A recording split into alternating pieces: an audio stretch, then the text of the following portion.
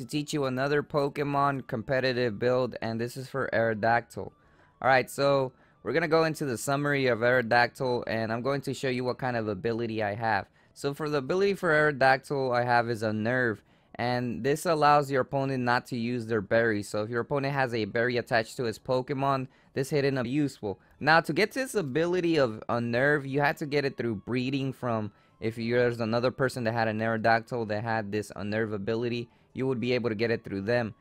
So you would get this ability in Pokemon Black and White, I believe. In that generation, you would be able to get the Unnerve ability in the Dream World. So it's kind of a limited Pokemon. Not everybody may be able to get the Unnerve ability.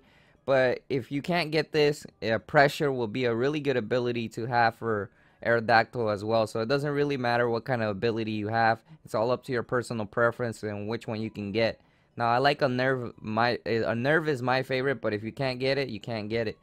Pressure is a pretty good one because of it allows your opponents to, they will not be able to, they will keep decreasing faster and faster and faster each time they hit you or your Pokemon after they're affected by the pressure ability. Alright, so now we're going to be talking about the nature. The nature that my Pokemon has is Jolly, and this raises up your special attack and speed, and it's really good to have a really high speed in the with an Aerodactyl, so that's why I chose this nature. And the special attacks are pretty strong for this Pokemon as well, and it already has a pretty good attack. Alright, so for my EV stats, I went ahead and put 252 for special attack because it needed a big increase of special attack, so 252 balanced it out to 197. And speed, 250 of the 4 extra EV points. I used it on special defense, or you can use V6.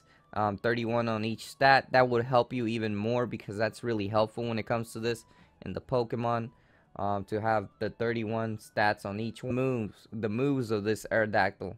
I call this Pokemon the Flinch Master because its weakness is against Steel, and this one, it gives you a 80% power. It gives you a 80 power percent and an accuracy of 100%. So this is a small chance of making your opponent flinch. All right. For the item, I have King's Rock. What the King's Rocks does, believe it or not, it increases your ability. It won't affect my Pokemon. Another good thing that it's in the air, so nothing will happen to it.